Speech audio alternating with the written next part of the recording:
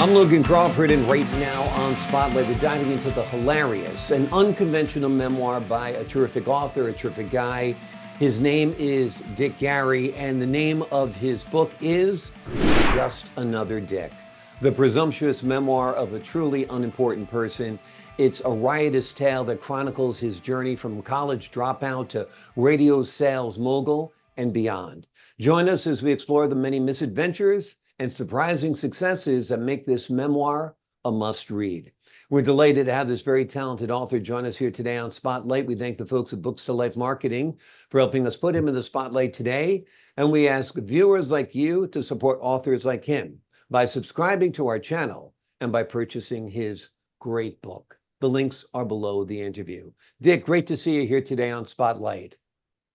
Thank you very much for having me, Logan. I appreciate it. The title's obvious. When your name is Dick, people make fun of you from time to time, right? Yeah, well, the title of the book, the way that came about was we had an advertising agency in Los Angeles that was involved, not primarily, almost exclusively in the music business. And I was having a meeting with my creative staff, and I had an idea that I thought was pretty great that they disagreed with. And I said, well, don't pay any attention to me. I'm just another Dick. Next thing I know, they printed up business cards saying just another Dick.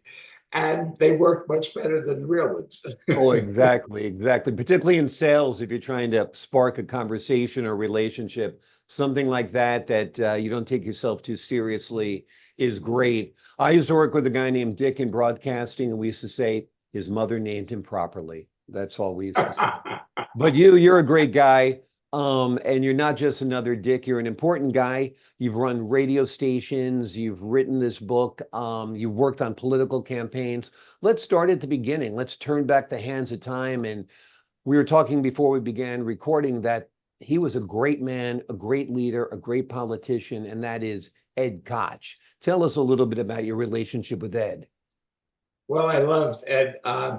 The way I met him was our attorney at the racetrack that I ran was Ed's partner. Ed was a city councilman.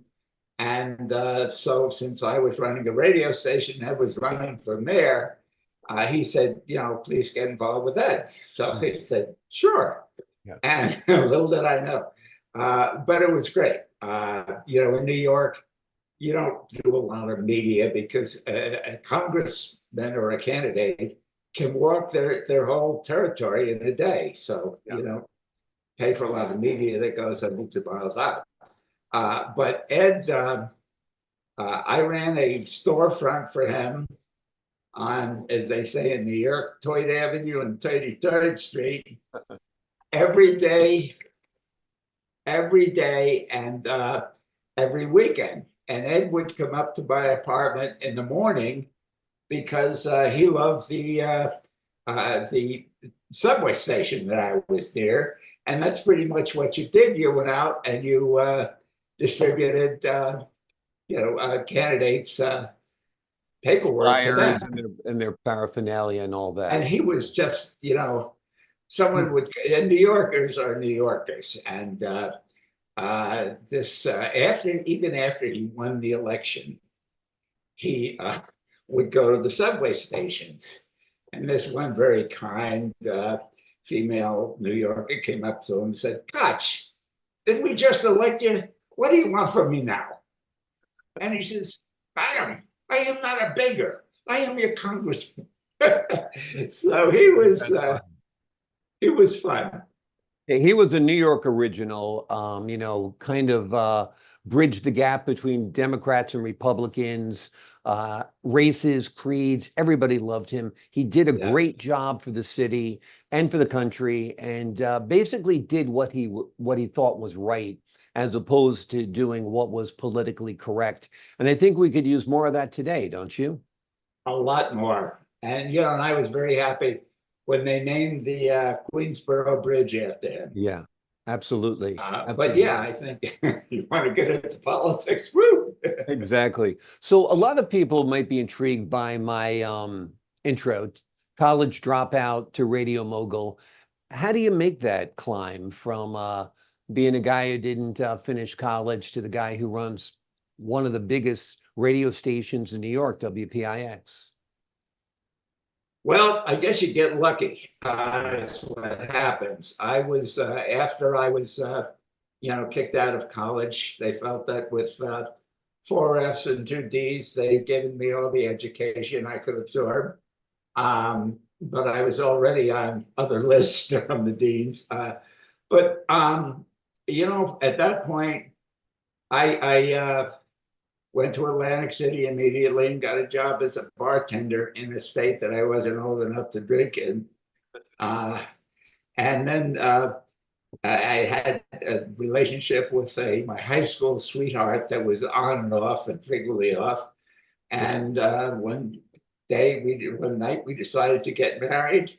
And the next day we went to the beach and the engagement ended. So I wound up in the Army.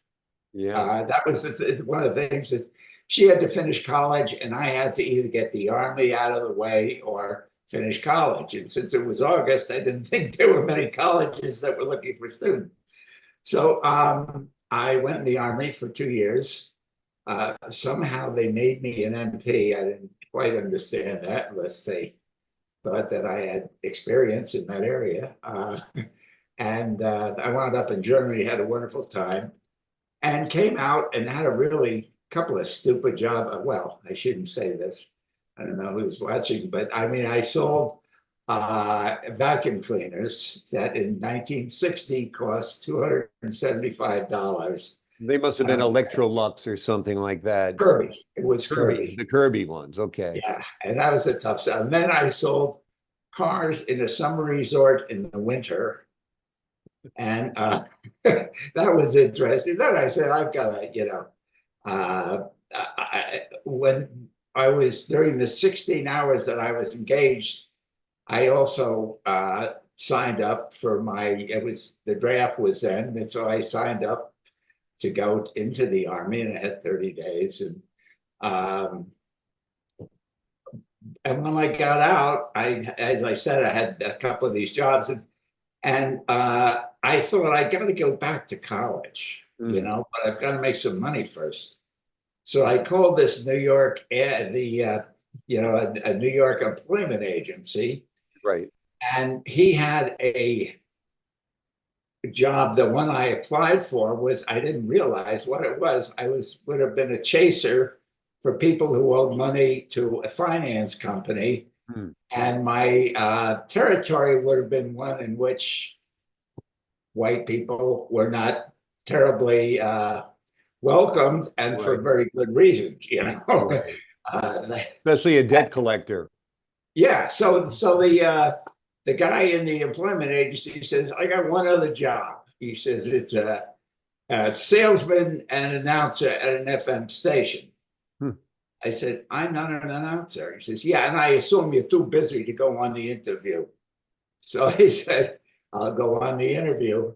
And I got a job at an FM station, WBFM, when FM was in its real infancy. All the stations were AM, FM, and FM was considered doctor's office music, Right. And it was a tough sell. And a year later, it was sold to WPIX.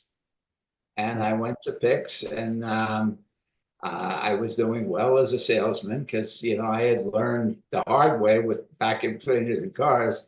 And I made sales manager. And then the guy who ran it, who was a great guy and a strong pioneer in FM, he thought the company was too, they just weren't that interested in radio. So he left and they made me general manager. Wow. And Amazing. so I was the youngest general manager in New York, but I wasn't finished with my insanity. And I wasn't nuts about them and they weren't nuts about me. When they had a meeting with my boss, who was the number 2 guy at the television station that owned the radio station, and I said, I have a terrific idea. And he said, what's that? I said, fire me. He said, what? I said, well, you have a policy that for every 6 months you're here, if you get canned, you get a week's pay. I've been here for 9 years and I'm a paycheck junkie. I can't. So That's that's when I moved to California and wonderful. worked for a couple of radio stations. And then my wife and I started our business. But also back in, while I was at WPIX, three of us, two buddies and myself, rented a racetrack for cars and motorcycles Hmm. out in Bridgehampton, Long Island, in the fashionable Hamptons, where Yeah. people did not go to traipse through the dirt to watch noisy cars. Uh, it was a lot of fun. That sounds awesome. That's quite a journey. I know you covered a lot of years in that. What's your favorite story that you share in the book that you could share with us right now? Oh boy, there's a bunch of them, but I was really screwed up, and this may have been the beginning of a little bit of maturity. But I was in the army in Germany, and it was 15 years after well, less than 15 years after the war ended, and there were still the telltale signs of the war.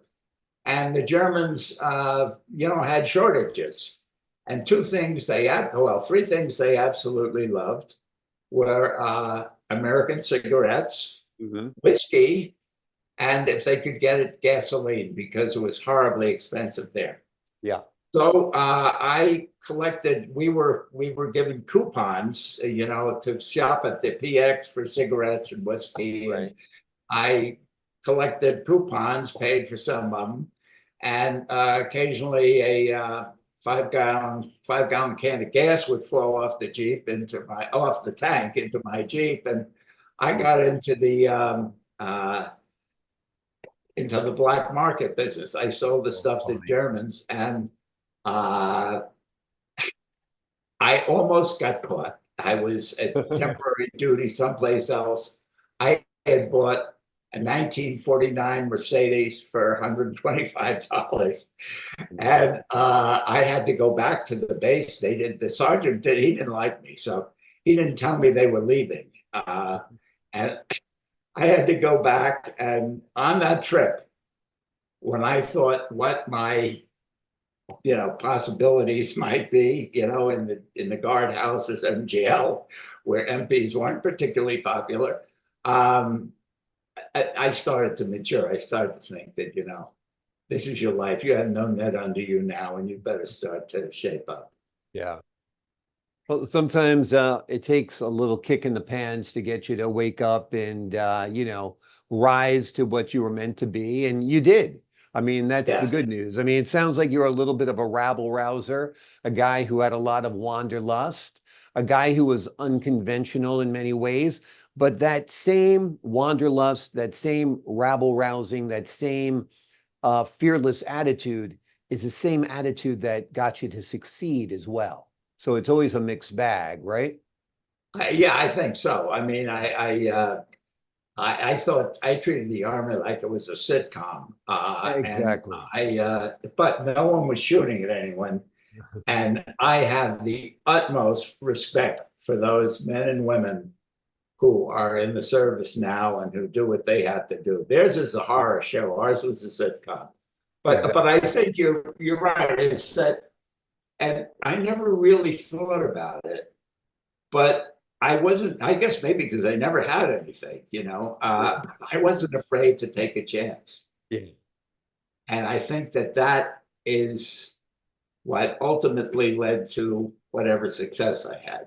Exactly. Yeah. I feel something at times having nothing to lose is the best motivation for making that daring leap and becoming a success. And you've had many iterations of success in your life, and it sounds like you've had a fun time throughout the journey, which I think is the best part of it all. And that's the best part of this book. It's an unconventional and hilarious memoir. It is called Just Another Dick, The Presumptuous Memoir of a Truly Unimportant Person by Dick M. Gary.